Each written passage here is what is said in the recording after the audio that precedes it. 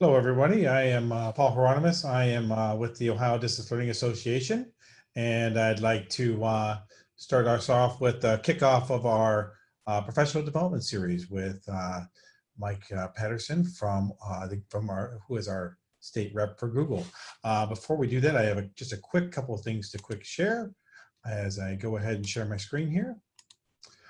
Just remind everybody that the Ohio Distance Learning Association, we're thrilled to have you become a member with us. We have all of our ITCs have memberships, as well as the ability to become a free member through the OhioDLA. So you're welcome to use that bit.ly link that is in the bottom of that page to become a free member, to be on our mailing list for future things coming through.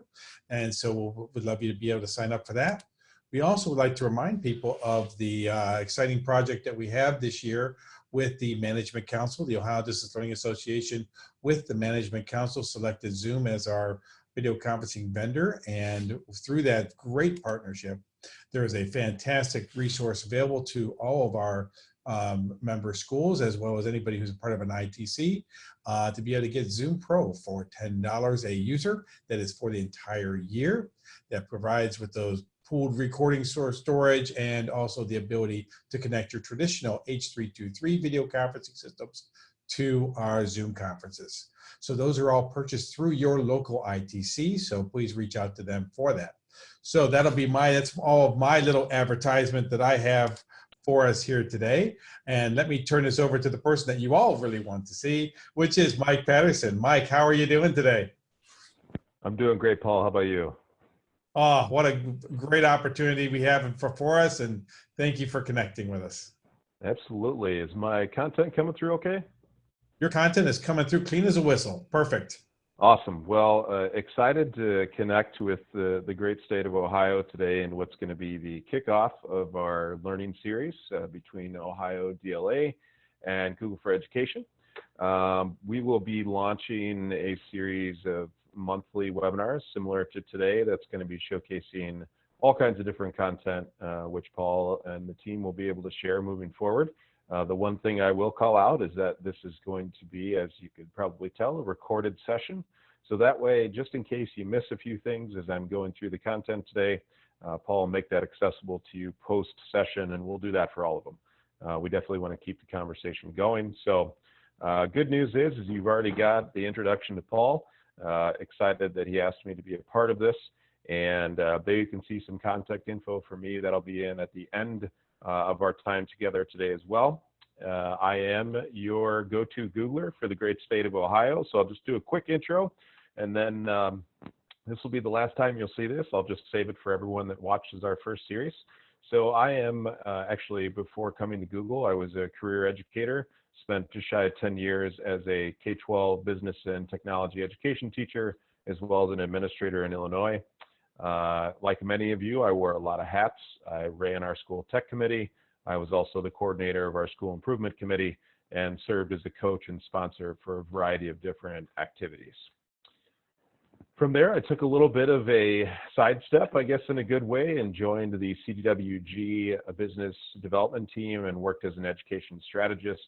They gave me the opportunity to work with schools throughout the country on solving the same types of challenges that we're still solving at Google today, as far as how to successfully integrate technology, making sure we're doing it in a thoughtful way that's the utmost benefit to our students. Currently, I serve 6 tropical states of the Midwest, Illinois, Indiana, Michigan, Minnesota, Ohio, and Wisconsin. So that's a little bit about me. Let's kick into what we're going to cover today. The Learning Series Volume 1 is going to be a pretty quick one compared to some of our other content. Just going to hit some what's new at Google, and then we'll close out at the end with a little bit of Q&A and wrap up. So let's jump in. And we can call this hot off the presses, whatever you want, but feel special because you're getting to hear breaking news from our team, but I'm going to make you wait just 1 second longer to highlight something that hopefully all of you know, and that's at Google. We really take your feedback serious. Every aspect of G Suite, our Chromebooks and Chrome OS, they have changed for the better based on the feedback that you provide. We do have a team of live humans on the other end who are taking your feedback, dropping it into feature suggestion and product feedback buckets, and those are reviewed directly by our product managers. A variety of different ways to do that. You can tweet at us. You can also use the question mark in the bottom right-hand corner anytime you're using one of the G Suite tools. That will allow you to submit feedback directly into our team. So now that the exciting part has built up with momentum, breaking news and launching across North America today was getting started with Google for Education. So right now you have the ability to go in and turn your teachers on, or if you're a teacher that's joining us today, we have created a free 8-week email and activity series based on some of our most popular tools to use in your classroom. So you can see on the left here on the Training Center page is Getting Started with Google for Education. Over on the right-hand side in that email series, every Tuesday you're going to get a link to new content. There's video-based tutorials, links to all kinds of great resources, and each of the resources are meant to be completed in 15 minutes or less.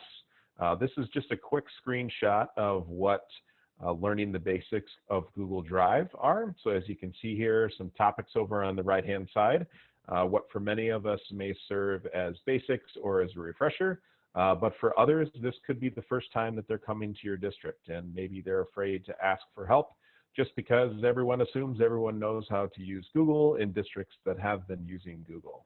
So really encourage you to check this out. It's all over social media today, and definitely a place that's always accessible and ready for your teachers to come in and collaborate. Let's dive into some other ones. September was a pretty busy month for us in back to school. Some things specific to G Suite so far, and hopefully more to come in a positive way here over the month of October.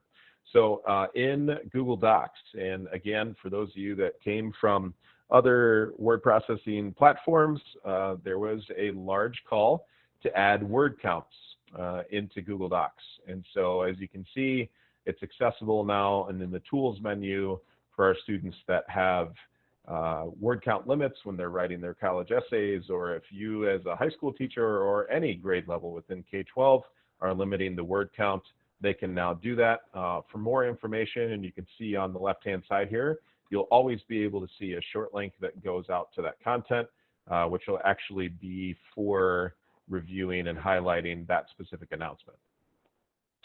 Next up in September, within Google Docs, all types of learners, we've added a new font series, as you can see highlighted here. And this font series is aimed to improve reading speed.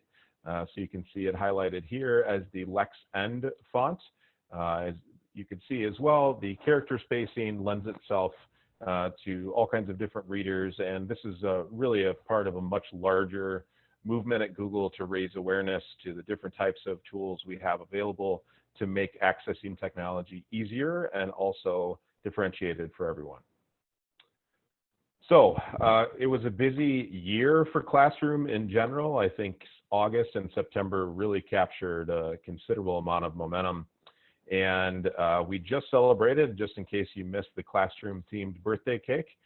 Hard to believe, but Classroom's already been around for 5 years. Myself personally, I was a beta tester early when Classroom came out. And for those of you that were early adopters, you know it's grown a considerable amount, really with the best yet to come, in my opinion. Some things specifically to call out here in that 5-year time. There is over 40 million users now using Google Classroom. It has moved into 230 different countries, and for those of you that have gone even deeper than just the interface of Classroom, we now have interoperability with 60 different apps and integrations. We've really tapped into our partner network and the different types of content providers that are out there in order to bring a better experience within Classroom to you. So hopefully you've been enjoying that. Keep that feedback coming as Classroom looks to celebrate quite a few more birthdays. Rubrics. So in August, we announced the beta for Rubrics, and that was in the Chromebook-based version or the desktop or laptop-based version. We've actually now got it available out for Android and iOS devices so that students who are going mobile, as well as teachers, will have the ability to interface much like they can already with Classroom. They can do this in a different way now with Rubrics on mobile. This link here, for those of you that have never signed up for a beta before, we've actually compressed all of our beta signups into a single page. So if you're interested in checking out what other betas, and some of those I'll be highlighting today, you can find that at g.co/classroom/betas. One thing to call out for those of you that are teachers that are listening to this, you do need to get your administrator, IT administrator, Google admin to turn this on for you. We do have on the beta page some very helpful and polite emails of ways that you can ask for them to install that for you. And some best practices we've seen there could be that if you're a teacher that's willing to pilot it, to have you put into your own OU or organizational unit where you can pilot this. It's not something that you have to turn on for all teachers. All right, devices and Chromebooks. Good things keep coming with Chrome. In general, the new update of Chrome, they've actually removed ads for Google for Education users, as well as continuing to invest in blocking of pop-ups, all types of pop-ups. In the new update also comes better tab management with tab grouping. For those of you that haven't grouped tabs or pinned a tab yet, right-click on that tab at the top of your browser window and your life will be changed. I know mine was. As you can see in the graphic here, the Omnibox, or the place that you know as the search bar, keeps getting faster. Capabilities keep growing, the ability to translate, to open new tabs. You can see all kinds of content, and through the power of AI and some other different technologies that are integrated into the back end of Chrome OS and the things that you know and love, you're getting to see things faster, sometimes without even having to click. So Jamboard is also something that continues to be updated in ways of collaboration and improving how, or actually adding another way that we can interact digitally with Google.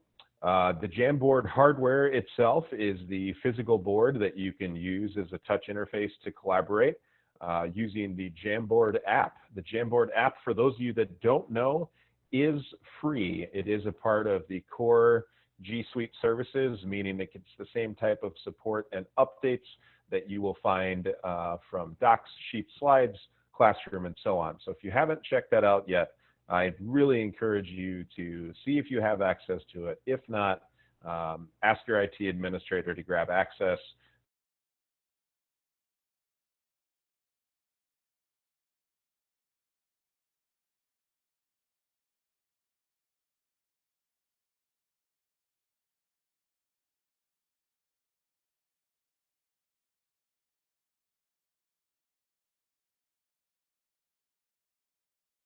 Tablet apps should be out already if you haven't seen them. Hopefully they'll be out here very soon. So a couple things otherwise to call out about Chromebooks. We had some fantastic partners at Epic, CK12, as well as Dogo Media that have really updated their apps and their content with the mindfulness of all the people that are using them on Chromebooks and making sure to maximize the way that you interact with that content and to truly make it a tool to empower learning in your students. Learning alongside peers, we've also added some new features and integrations with Captivoice, Text Help, really been expanding app integration with Don Johnston, as well as ViewSonic and Beeline. And then hopefully for those of you that are avid Remind, Kami, or Nearpod users, some really good stuff coming from them as well. Admin console. So the long-awaited day of the admin console getting a makeover as well as an Octane upgrade finally arrived. And for those of you that manage Chromebooks in your domain, manage your users, your content, hopefully you've noticed a significant change. You know, all of this stays right in line with the fact that we want Chromebooks to be easy to manage. We want your user experience to be easy to manage. That is still very much intact and so much more, making this easier for your IT admin, to manage a domain and to just do more without having to change the window too many times. Programs and teacher PD, always a hot topic of conversation, as it should be. Actually, Monday this week, for those of you that had heard about our transformation reports, we announced these around ISTE. This is the first time that we've been able to help districts understand the impact of G Suite, the programs, and the transformation that's occurring as a result of not only the use of our tools, but just in general to gauge where your district is on things like the 4 Cs and gauging the overall feeling of your educators that you've created an innovative teaching and learning environment for your staff and students. So built for G Suite administrators, but this survey is meant to be really for everyone to see where you are. Identifying areas for improvement. So you can see in the top right-hand corner here that this is highlighting actual overall usage across G Suite. The idea here is it is meant to showcase growth. So it's hard to read, but spring of 2018 to fall of 2018.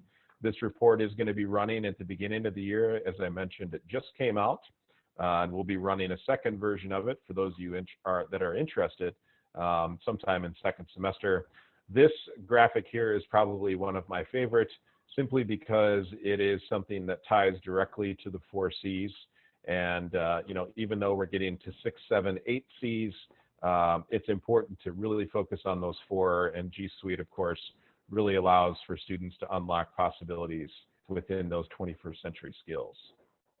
So if you're interested, you're more than welcome to head to our bit.ly link here, EDU Transformation Reports. If you just Google Transformation Reports, you can find it. Those reports are still going out and districts are still checking in, so we hope you take a look. All right, we're going to cover a couple more things. I did forewarn you that this would be fast and the hopes that we might have some Q&A here at the end. Some other announcements that I just wanted to make sure that you didn't miss while you were hopefully soaking up every last minute of summer. We'll go through here in a couple slides, and then Paul and I will pause for some Q&A. And if we don't have any, you will have my contact info to do some follow-up after our webinar today. So Classroom, as I mentioned, a slew of upgrades and updates. A gradebook is now available to everyone. So this was just in time for back to school. And this is part of a larger effort for us to decrease the dual or multiple screen grading experiences. Those of you that have used Classroom for a while are very familiar with the phenomenon that I just mentioned there. We're trying to bring it all to one place. And on top of that, we're building out our ability to have this sync with SIS systems for districts that are using different types of systems all over the globe. Rubrics in Classroom, I touched on this already. This is still in beta to tie into the Classroom experience. Again, for those of you that are interested, you can go to g.co/classroom/betas to really hopefully deepen understanding and, as it even says here, demystify expectations and outcomes for our students. Not in any way, shape, or form prescribing outcomes, but instead providing a guiding path for your students to really showcase the skills that they've developed while in your learning community. This, as I touched on before, is the integration that's coming for the major platforms that are out there. Infinite Campus and Skyward were 2 of the earliest adopters. We're continuing to work with other SIS providers like PowerSchool, and basically you fill in the blank. We are working to make this a seamless sync and integration so that, again, it's not going to be a dual screen grade. This instead will automatically sync and run into your SIS systems gradebook. So if you're interested and want to try that out, we'd love to have you and love to get your feedback. For those of you that are still avid QR code users, here's another quick way. Rather than typing in the link, you can scan those QR codes and head right into that beta sign up. Again, as educators, You will not be able to turn these on, but your system administrators can do that for you. I do want to apologize. I noticed that I have a hashtag in the bottom right-hand corner. That's for our friends in Wisconsin. I apologize. It should be Learning Series OH. Locked mode.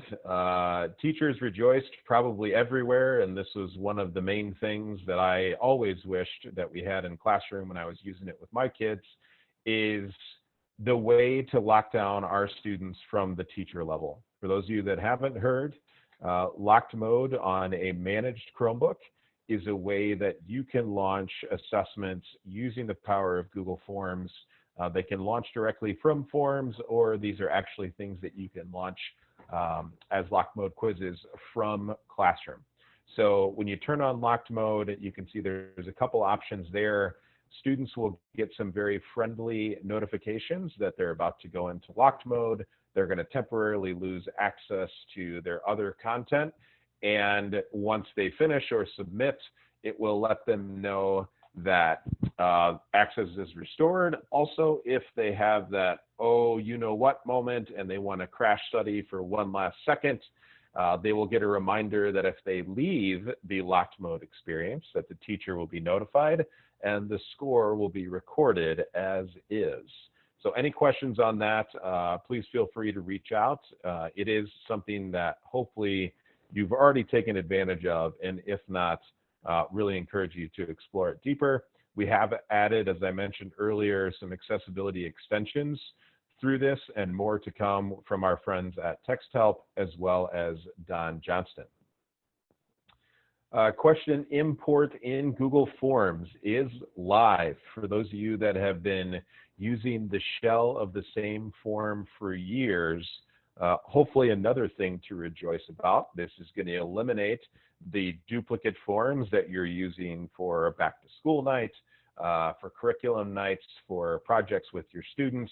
You're going to be able to customize and personalize content and not have to reinvent the wheel. So as you can see on the right-hand side, this allows you to go back into Drive, select different forms that you've used in the past, and bring that content into your latest form. Grammar suggestions in Google Docs.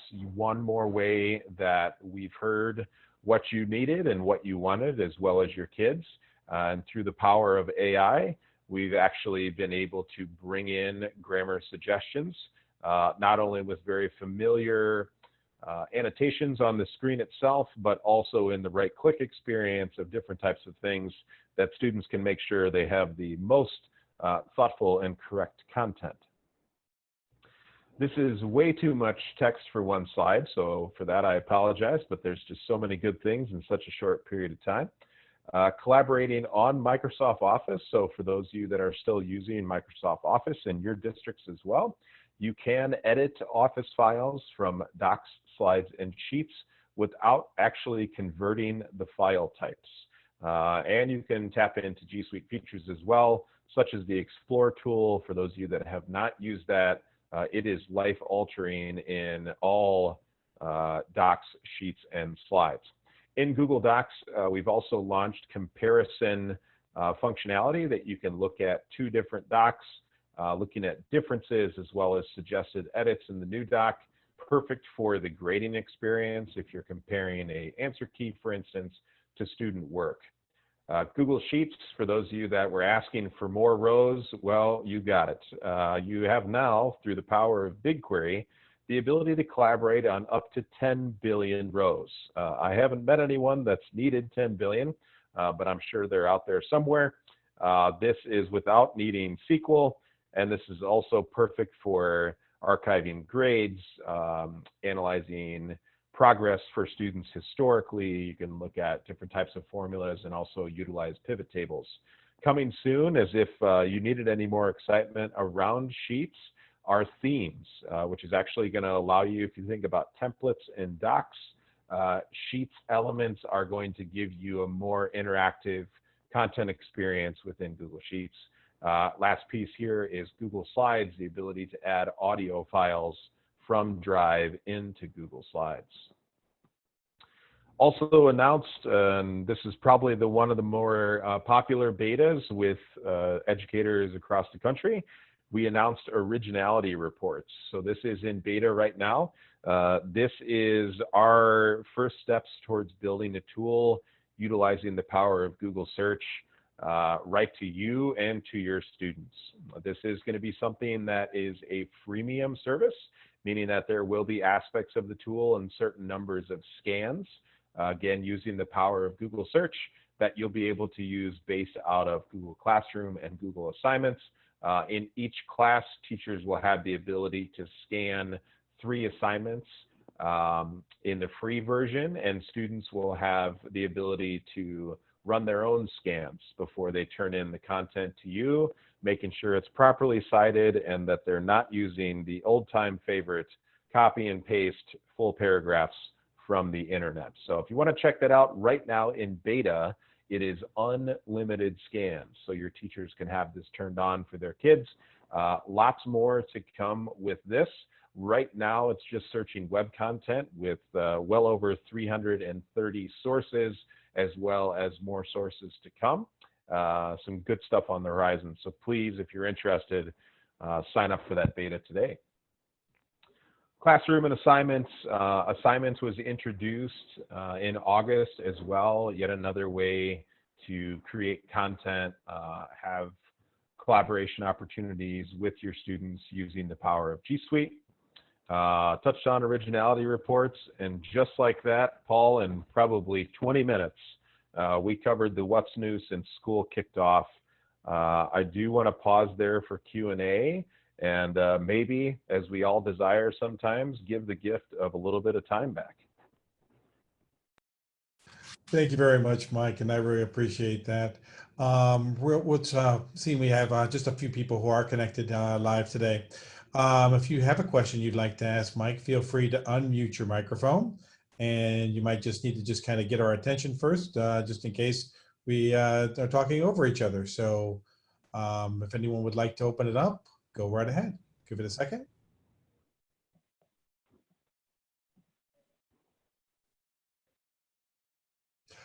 Actually, Mike, I have a question for you, but so this works out well, I'm going to be selfish and take advantage of it. So rubrics, as well as some of the other things in beta, once somebody goes in and submits their request for beta, what is usually the turnaround time for someone to see that become active? And how do we know it's happened? Maybe will we get an email, or be something that just shows up in our domain? Yeah, really good question, Paul. So typical turnaround with beta, and as you can understand and appreciate, especially with popular betas, we love to turn on as quick as humanly possible, but the number of requests coming in to get processed do tend to have large volumes. My usual rule of thumb is expect as soon as 1 week. Sometimes it could take 3 to 4. Again, depending on volume. For all the districts that I serve, if this is something that is of urgent need, I encourage you to reach out to your Googlers. If it's not me, reach out to the one that serves your learning community, and we can help hopefully get that access turned on a little bit earlier. It doesn't always happen, but it's always nice to ask. Then the second part of your question, Paul, I'm sorry, could you ask that again? Sorry, Mike, you're breaking up in that last part. Go ahead. I was just saying, second part of your question is actually what I was asking for. Oh, I was just asking, how long it would take for it to be turned on. So that was the big piece. And what do we do if it doesn't? So you did answer that already. So we could, so all of our Ohio friends can reach out to you and say, please give me rubrics or any of the great beta items that you showed off, which is fantastic. So that was great. Thank you. Absolutely. All righty. Does anyone else have any questions?